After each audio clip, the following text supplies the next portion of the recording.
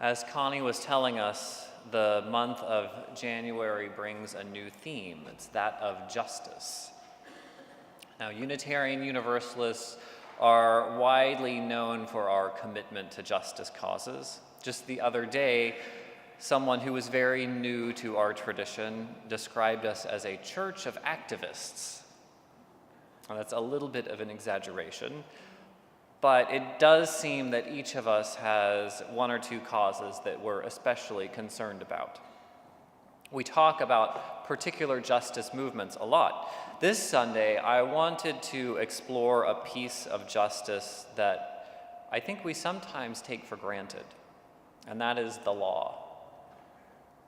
Maybe we take it for granted because laws have governed human civilization for a very, very long time. The idea of writing down how we should act goes way back. We know at least as far back as ancient Egypt, 5,000 years ago. And probably the most famous ancient record of law is the Code of Hammurabi. You may have heard of this. It lists a great variety of laws and consequences for breaking them. It was recorded on several tablets and spread across the Babylonian Empire in 1760 BC. It's probably the oldest writing of really substantial length that we have a record of. Now, this starts with a preamble describing where it comes from. It says, "The gods Anu and Bel called by name me, Hammurabi, the exalted prince who feared God, to bring about the rule of righteousness to the land, to destroy the wicked and the evildoers, so the strong should not harm the weak," and so on and so on. One of the oldest and most prevalent sources of authority for the law is God, or the gods, depending where you're from. I don't know about you, but anytime someone says, "I have all the power and all the money because God said I should," I get a little bit suspicious. It bears thinking sometimes about not just what's in the law, but where it comes from. In the United States and really the Western world, we see the source of authority in something called natural law. I'm not going to go into great depth, but I think it's important to remind ourselves generally where this idea of authority comes from. Natural law says that certain rights and laws should be self-evident because they are endowed by the order of nature. To discern these natural rights, we need only to use our reason to analyze human nature. And through this analysis, we can establish some basic rules and rights for every person. This should sound very familiar to you. It's the foundation of the U.S. Declaration of Independence. Remember the language of inalienable rights, of life, liberty, and the pursuit of happiness? Most of us would agree that every person is entitled to a basic opportunity to live freely and to make a life for themselves. At its core, natural law seems pretty logical. There are a lot of complicating factors, and I'm not going to go into them in detail. I do want to ask you a few questions about it, though. Where does this nature come from, anyway? Does it spontaneously emerge, or does it come from God? And if it comes from God, what's the role of the church in determining law? I ask because for about 1,000 years, the church thought it played a very big role in determining law. Another question is this idea of human nature that we're supposed to be basing law on. Are we designing laws to cater to the creative, compassionate, logical aspects, or laws to keep us from exploiting and killing one another, which also seem to be part of our nature? And if these laws come from nature, nature is everywhere, right? Then these rights and laws must be universal.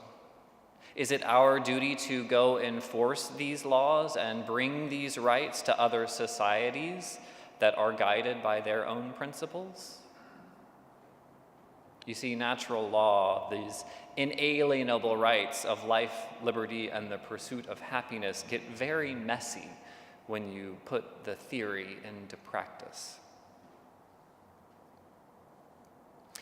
In 1776, the Declaration of Independence, with the help of natural law, liberated these United States by recognizing that all people had inalienable rights. It was a huge step forward. I always think it's important to remember, though, that those rights weren't exactly for everyone. In fact, they were for a very few, for white male landowners, to be exact. After eliminating anyone under 21, all the slaves, all the women, most Jews and Catholics, plus anyone who was too poor to own land, the voting pool in colonial America might have been as low as 20%. Fortunately, that all changed a couple of hundred years later. Women won the right to vote on August 18, 1920. 1920! It still blows my mind how recent that was. Only 97 years ago. Women were excluded from this very natural right of self-determination for 144 years. I know this is obvious, but I'll say it anyway. That's the majority of the population. For most of the time the United States has existed, the majority of people have been excluded from voting. Of course, women are not alone in that category. The 13th, 14th, and 15th Amendment abolished slavery and officially allowed Black people to vote around 1870. But the right wasn't really secured until the Voting Rights Act of 1965. 1965. 53 years ago. 6 years after that, President Nixon announced the war on drugs, a weapon of institutional racism that criminalized the Black community. It sparked a trend of incarcerating unprecedented numbers of poor people and people of color. Now, the ideal of democracy based on natural law was a very good one. But you might say the system isn't perfect. You might say the system is broken. This broken system of law is not uniquely American. The use of law to maintain power structures is far older than you might think.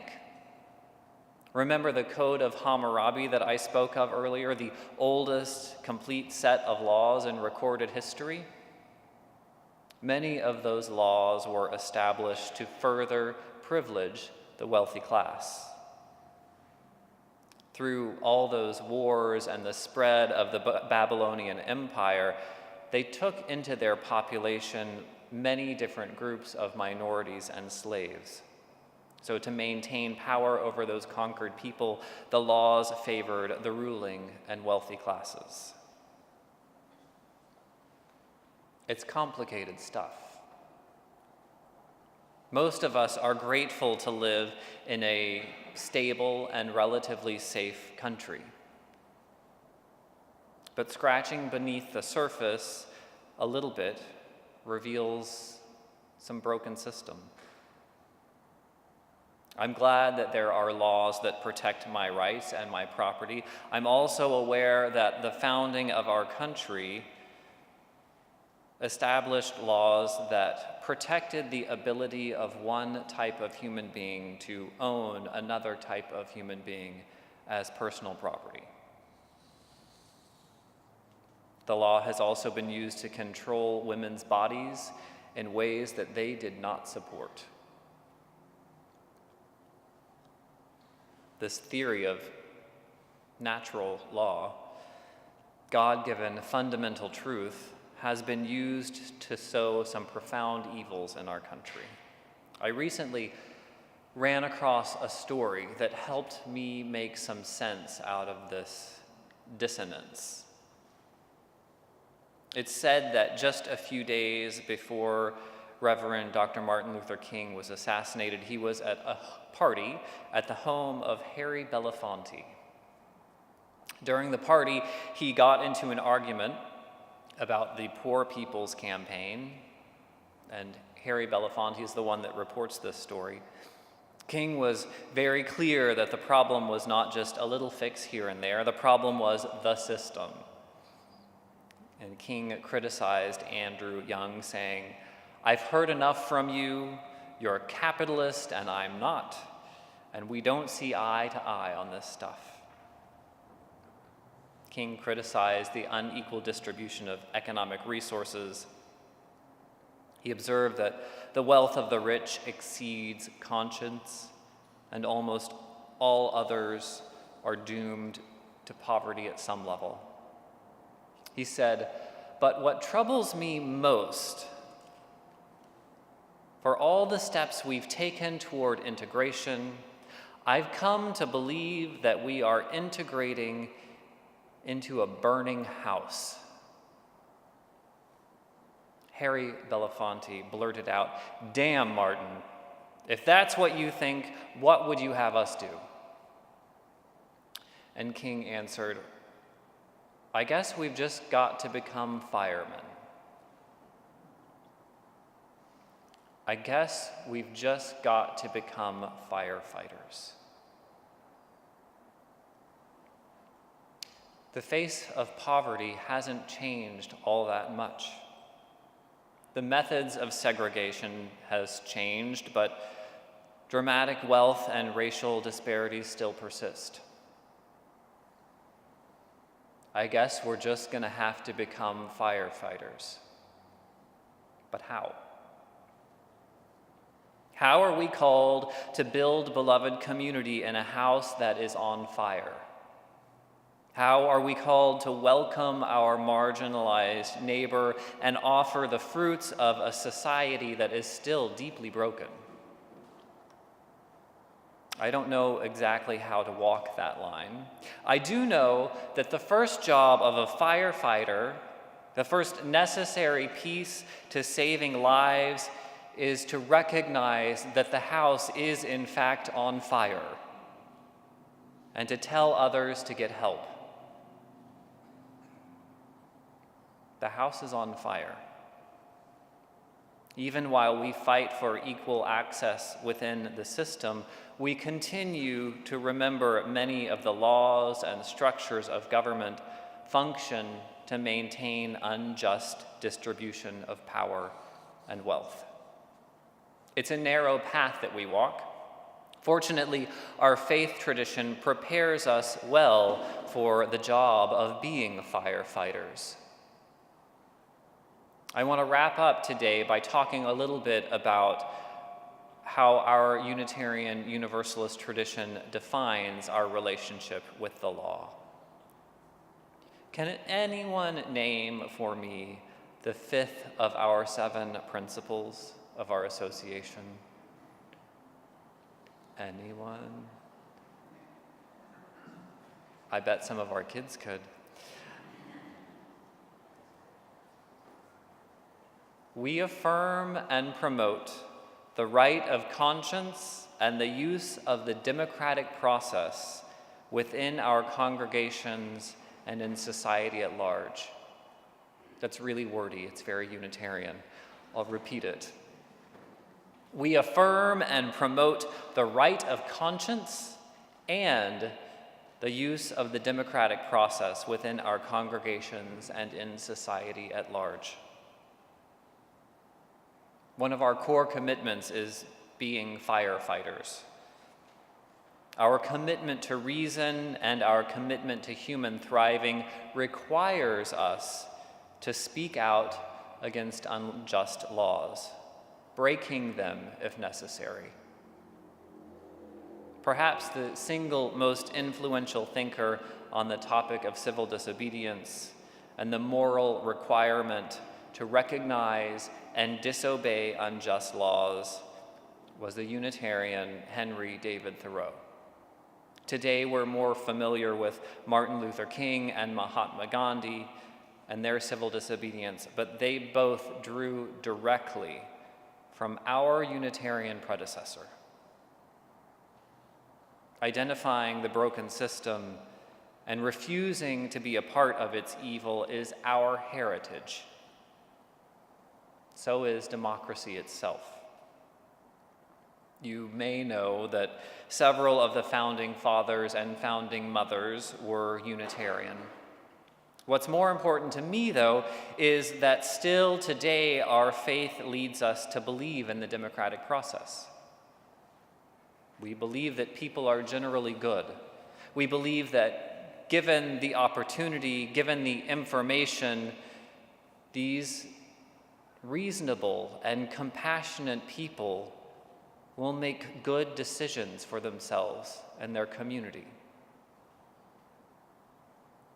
We believe that this is the true order of the universe. The sacred is here among us in our everyday. God didn't make rules 2,500 years ago for all people of all time everywhere, or appoint a few powerful people to rule over the rest. Our innate ability to reason and to care for one another is a gift. And it is our responsibility to use that gift together, to figure out how to live and to share and to grow together. We're called to be firefighters, not just because Black Lives Matter, not just because of the Me Too campaign or because of the political party we identify as. We're called to be firefighters because our Unitarian Universalist faith demands it. Greed will not be an organizing principle of our society. Government will exist for the benefit of all, not to maintain the power of a few. This is not politics, it's our faith. Amen.